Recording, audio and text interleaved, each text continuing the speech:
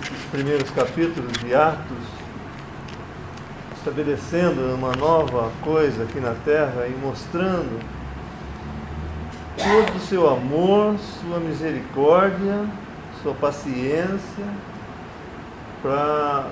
com o homem, mas muito especialmente com a casa de Israel. No capítulo anterior, no versículo 19, Atos 3:19, ele fala: arrependei-vos, e é Pedro também, no seu discurso, arrependei-vos, pois, e convertei-vos, para que sejam apagados os vossos pecados, e venham assim os tempos do refrigério pela presença do Senhor. E falou ao povo essa pregação, e nós vemos que muitos tinham se convertido, se arrependido. Era um remanescente que Deus estava trabalhando com esse remanescente, e eles então se arrependeram, mas não era a nação, toda a nação. Era um pequeno remanescente dos judeus que haviam crido. E agora a igreja já estava formada na terra. Mas ele diz essas palavras: esse tempo de refrigério era para os judeus. O Senhor aguardava o arrependimento da nação para que chegasse esse tempo de refrigério. Ele aguardava nesses dias e está aguardando até hoje esse arrependimento dos judeus. É uma coisa muito interessante isso, que ele estava aguardando naqueles dias que estava falando ali, para que, crendo eles e se arrependendo, esse tempo de refrigério viria para eles, para essa nação. E até hoje Deus está aguardando esse tempo de arrependimento de Israel. E isso vai acontecer. Eles vão chegar no final, da grande tribulação, e eles vão então se arrepender, e daí então virá esse tempo de refrigério que está falando aqui, que os profetas já haviam falado anteriormente. Então, nesse dia vindouro, esse tempo de refrigério, Cristo vem para eles, para os israelitas, mas somente quando esse arrependimento tiver tido lugar já.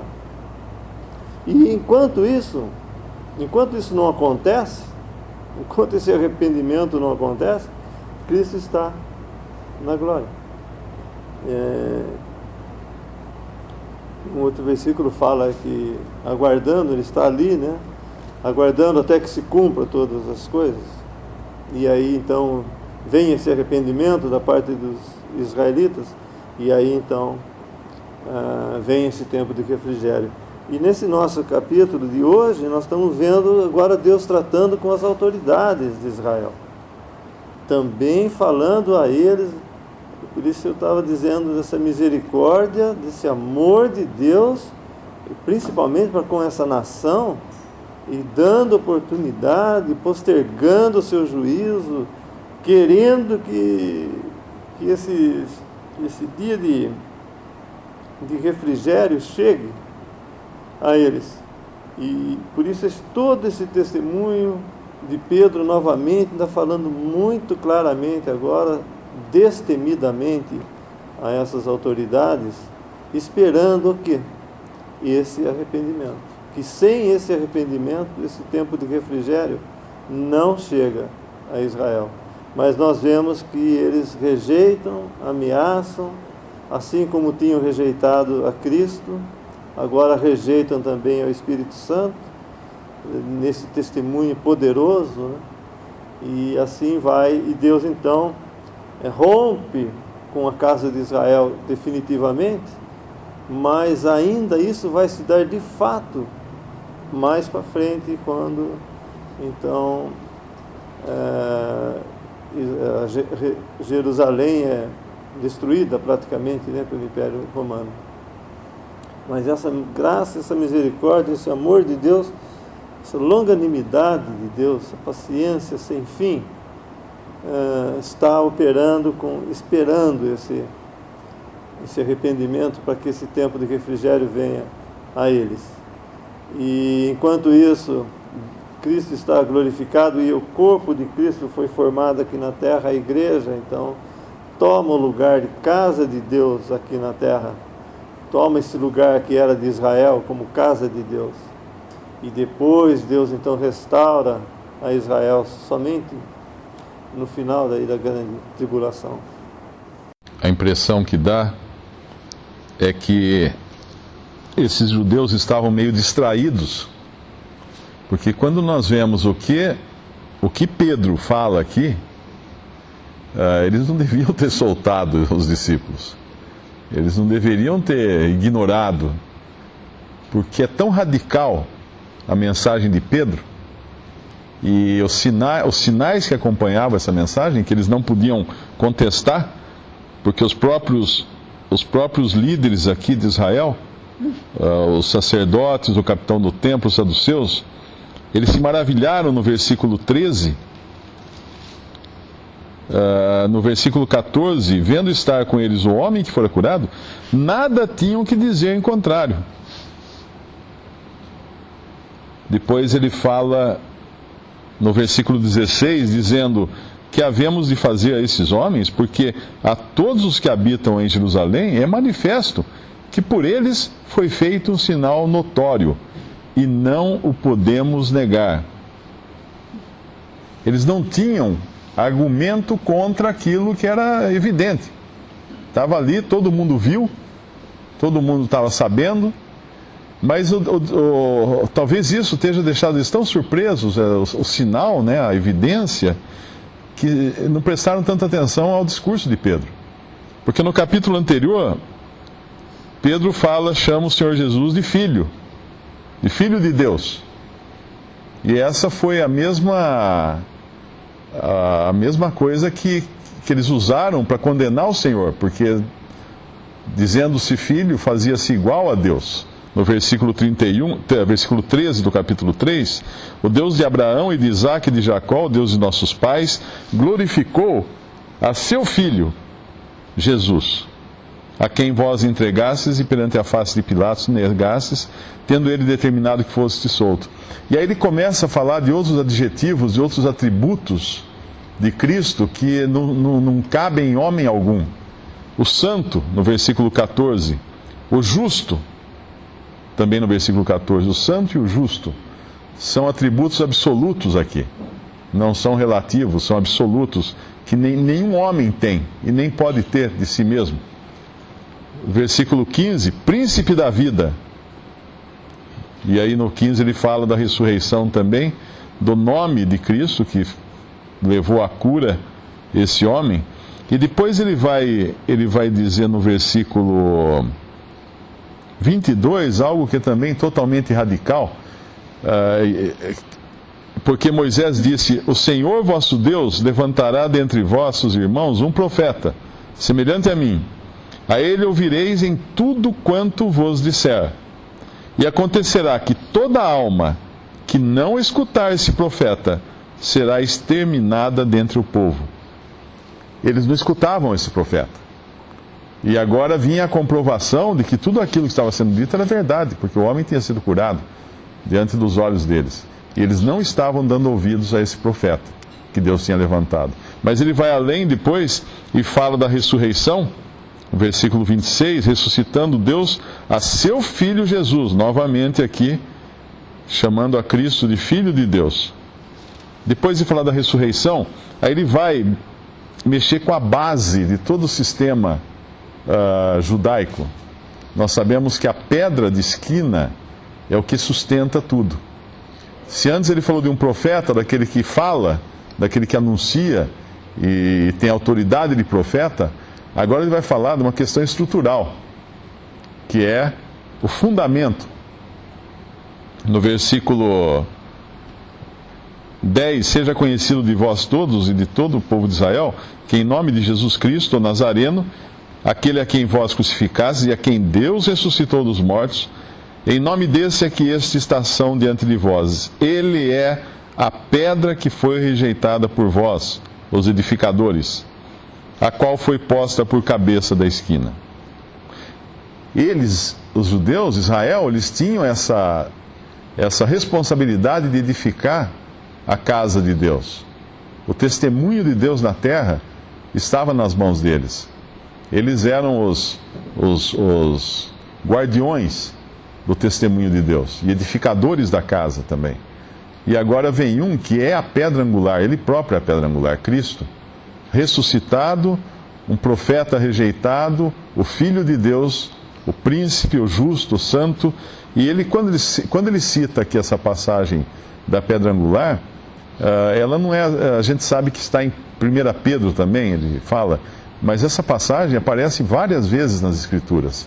Aparece, acho que uma ou duas vezes em Salmo, aparece em Isaías, é uma passagem recorrente. E nenhum desses judeus poderia ignorar essa passagem, que fala que Deus estaria preparando uma pedra angular, a qual foi posta por cabeça de esquina. Eu acho que é Isaías que fala que dela saem as linhas também, né? E em nenhum outro há salvação, porque também debaixo do céu nenhum outro nome há dado entre os homens pelo qual devamos ser salvos. Quando alguém fala que o cristianismo é uma religião, ou uma fé, ou uma crença discriminatória, exclusivista e tudo mais, a verdade é que é. Se eu falar que nessa sala não tem mais nenhuma outra saída, senão aquela porta, não tem outra saída. É exclusiva, a porta é exclusiva para sair, não tem outro meio de sair da sala senão por aquela porta. E o que ele está dizendo aqui é que não há salvação em outro. Ah, mas isso é desrespeitoso. Fazer o quê? O próprio Deus, na sua palavra, fala que não há outro. Não há outro.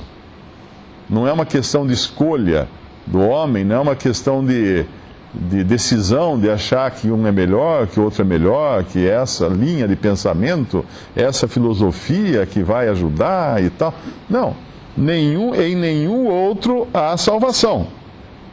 Todos os caminhos podem levar a Roma, mas ao céu só tem um caminho, que é Cristo. Se a gente quiser ir para Roma, podemos pegar qualquer caminho. Vamos chegar em Roma. Mas para o céu só tem um. Não tem mais que um. Não depende da escolha do homem. Não existe alternativa, não existe outra saída além de Cristo. E por isso que eu digo que quando eles falam isso, esses líderes deviam estar distraídos. Ou talvez intimidados pelo número de pessoas que se converteram. 5.000 no versículo 4. Muitos, porém, dos que ouviram a palavra, creram. E chegou o número desses homens a quase 5.000. Nós imaginamos que esses 5.000 deviam estar ali cercando os apóstolos e o homem curado quando chegaram essas autoridades. 5.000 pessoas tinham crido.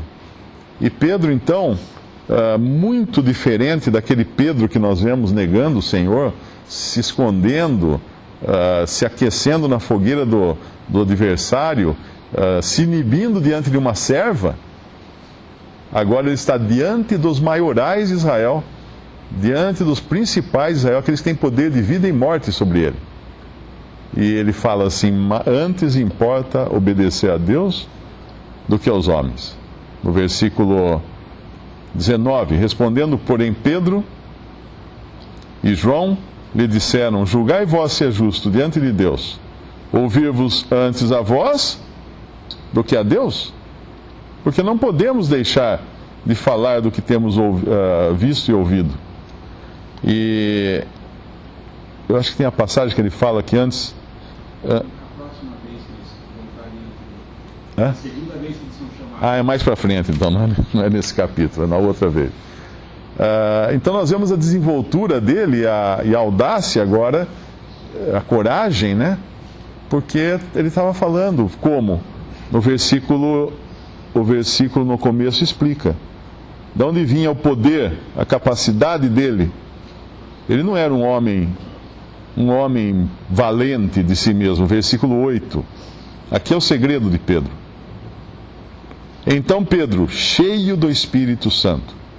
Ele só podia fazer isso cheio do Espírito Santo.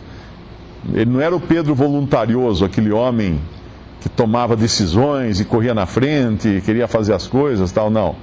Agora é um homem cheio do Espírito Santo. Podia ser Pedro, podia ser João, podia ser qualquer um. Mas tinha que estar cheio do Espírito Santo. Para peitar, né, como a gente costuma dizer, uma situação dessa, para enfrentar uma situação dessa. Não era poder de si mesmo.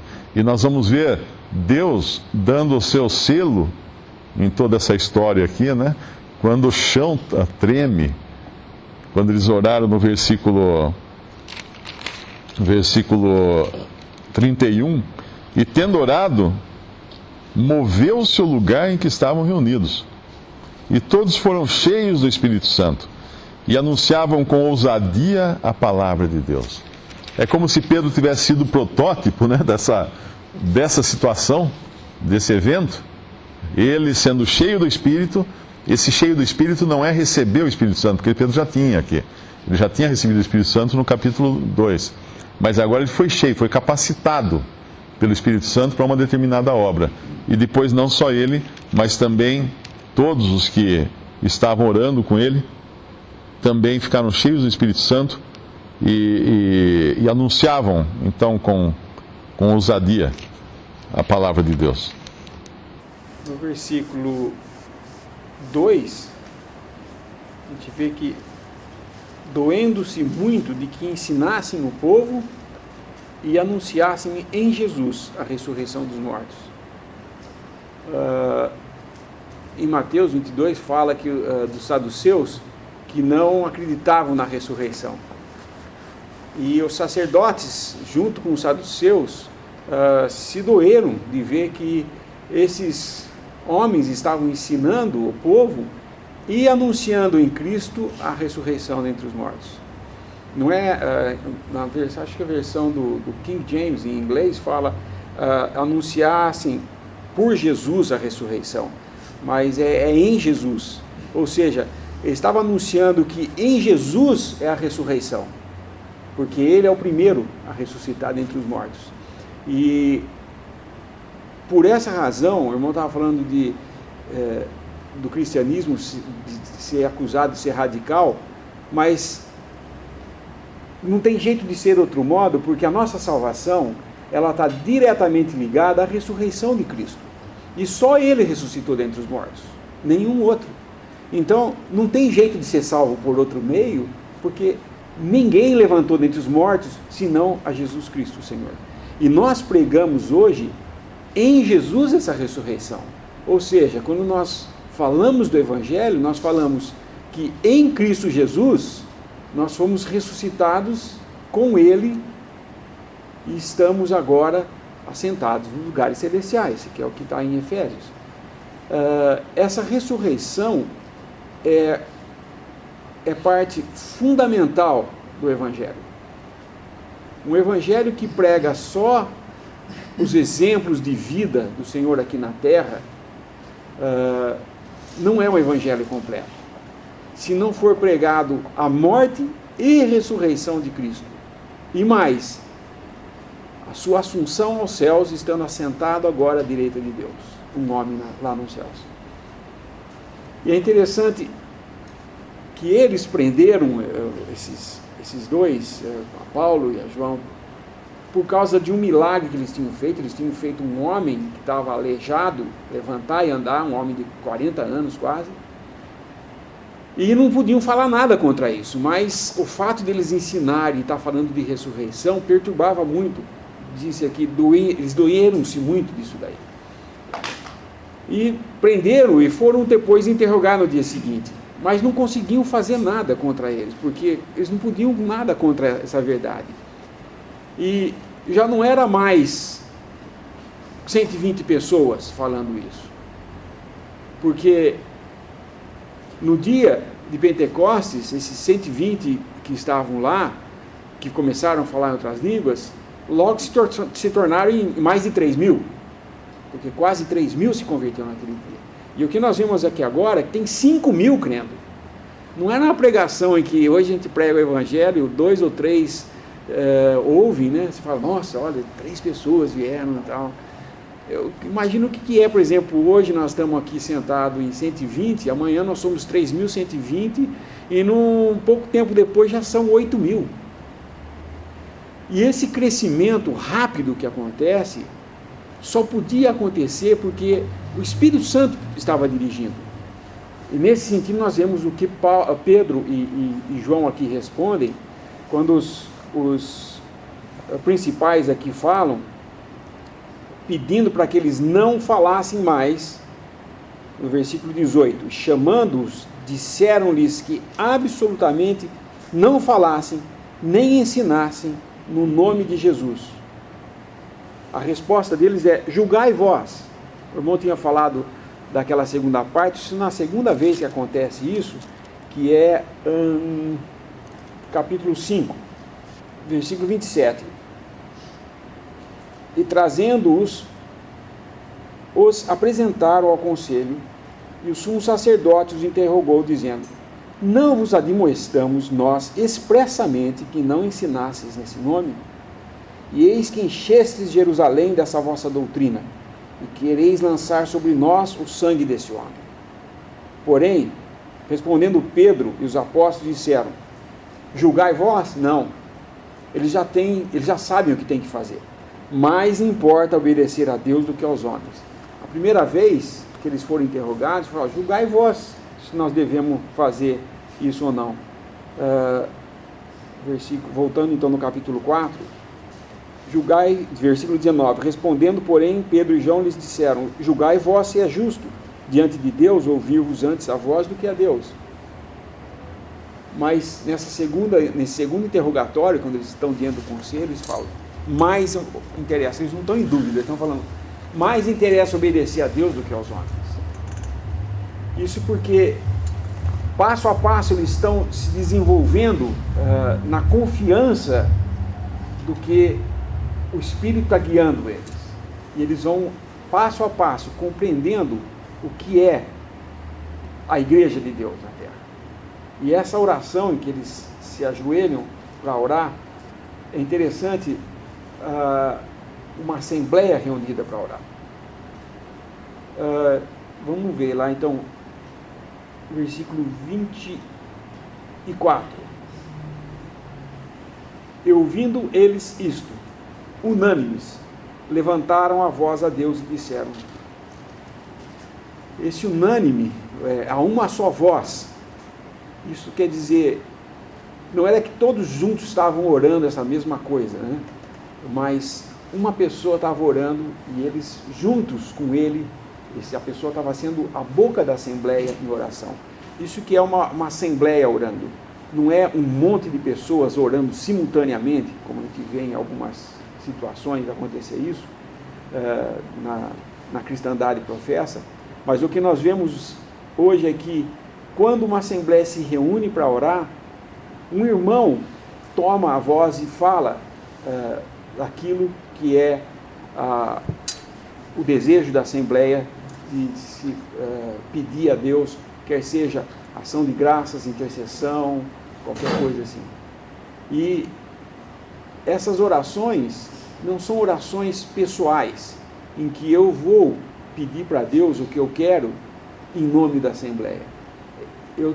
Ao contrário, quando alguém está orando, ele está manifestando o desejo da assembleia, então é coletiva a coisa, é uma oração coletiva, diferente da oração que nós individualmente oramos a Deus quando estamos no nosso quarto, qualquer ambiente que nós estamos orando, a pessoa e Deus, é uma oração individual, que existe e tem lugar, mas a assembleia orando, ela não ora por coisas individuais, mas coletivo, como eles aqui levantam a voz e dizem, Senhor, Tu és o que fizeste o céu, a terra, o mar, tudo que neles há, e aí vai falando sobre as necessidades da Assembleia, trazendo conhecidas diante de Deus.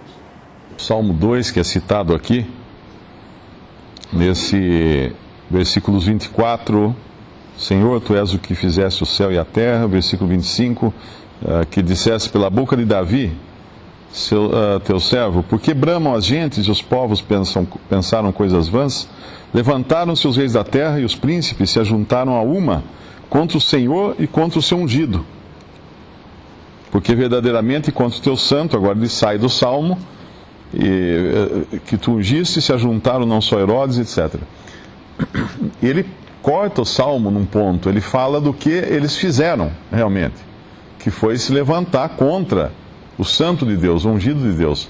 Mas ele não completa aqui qual era a intenção deles ao fazerem isso. E o Salmo fala, lá no Salmo 2, segundo Salmo, versículo 1 é o que ele cita, porque se amotinam as gentes e os povos imaginam coisas vãs, os reis da terra se levantam e os príncipes juntos se mancomunam contra o Senhor, contra o seu ungido, dizendo, agora vem a intenção.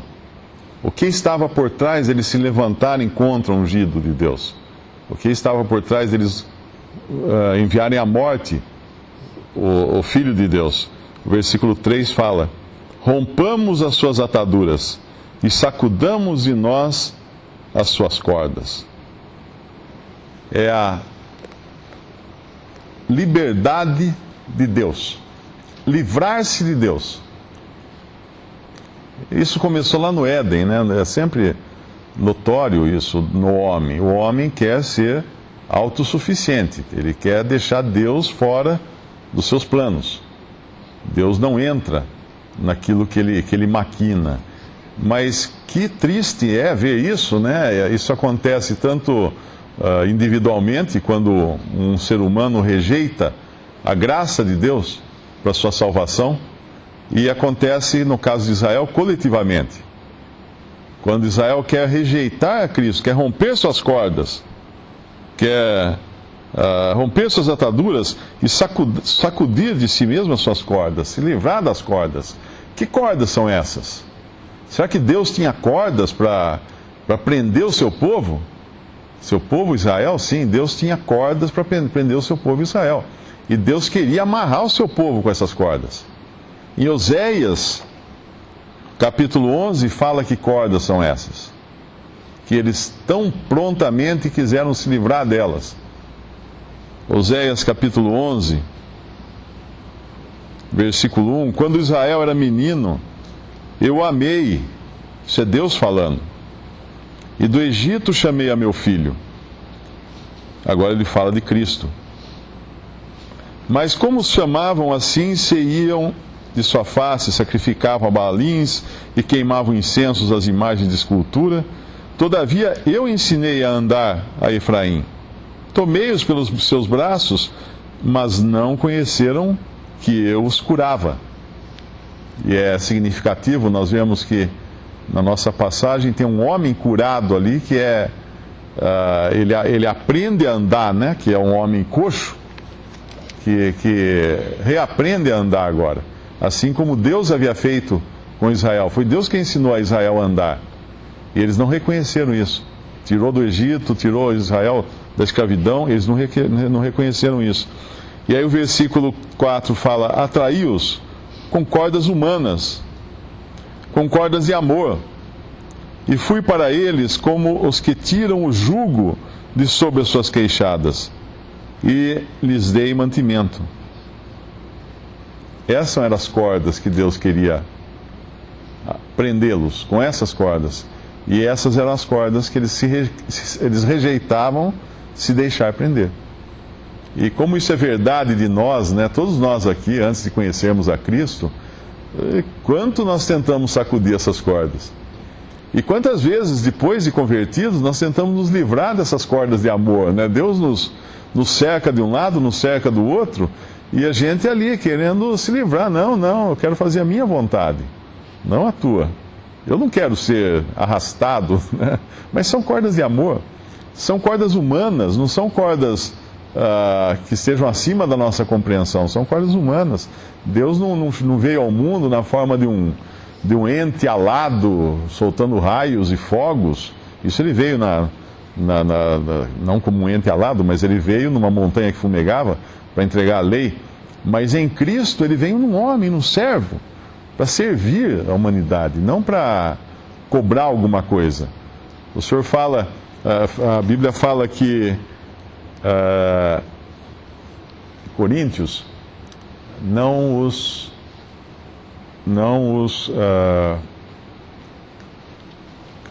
Deus estava em Cristo reconciliando o mundo e não lhes imputando os seus pecados. Quando Cristo veio ao mundo, ele não veio para apontar o dedo. Ele veio para buscar reconciliar o homem com Deus. Ele não veio na condição de juiz. Ele veio na condição de Salvador. Mas ele vai voltar como juiz. E nesse meio tempo, Deus estabelece então essa pedra, e qualquer um que se voltar contra ela será reduzido a pó. Como fala lá em 1 Pedro, capítulo 1, versículo 3. Se é que já provastes que o Senhor é benigno. Esse versículo é tão lindo, porque é aquela questão, né? Desconfiar de Deus como? Ele provou ser benigno. E chegando-vos para ele, pedra viva, reprovada na verdade pelos homens, mas para com Deus, eleita e preciosa. Vós também, como pedras vivas, sois edificados, capítulo 2, 1 Pedro, né? Versículo 5. Como pedras vivas, sois edificados casa espiritual e sacerdócio santo, em contraste com a casa material e o sacerdócio humano dos judeus, para oferecer sacrifícios espirituais agradáveis a Deus por Jesus Cristo. Pelo que também na Escritura se contém: eis que põe em Sião a pedra principal da esquina, eleita e preciosa, e quem nela crer não será confundido. E assim para vós, os que credes, é preciosa. Mas para os rebeldes, a pedra que os edificadores reprovaram, essa foi a principal da esquina, e uma pedra de tropeço e rocha de escândalo, para aqueles que tropeçam na palavra, sendo desobedientes para o que também foram destinados. O versículo que o irmão citou é 2 Coríntios 5, 19. Isto é, Deus estava em Cristo reconciliando consigo o mundo, não lhes imputando os seus pecados, e pôs em nós a palavra da reconciliação. A ideia é que somente os judeus são culpados da morte do Senhor também não é correta, né? Se bem que nós vemos Pedro, no primeiro discurso, no dia de Pentecostes, falando isso dos judeus, e aqui fica bem claro nesse versículo que, na realidade, toda a raça humana se opôs a ele, né? É o versículo, voltando ao capítulo 4 de Atos, versículo 27, porque verdadeiramente contra o teu filho Jesus, que tu ungiste, se ajuntaram, não só Herodes, mas Pôncio Pilatos com os gentios e os povos de Israel. Ou seja, não sobrou um que tivesse ali tomando uma posição a favor, ou que estivesse ali aceitando defendê-lo, qualquer coisa. Todos aqui se ajuntaram, todos contra o seu filho naquele dia. E isso inclui todos. Não tem ninguém de fora aí, né?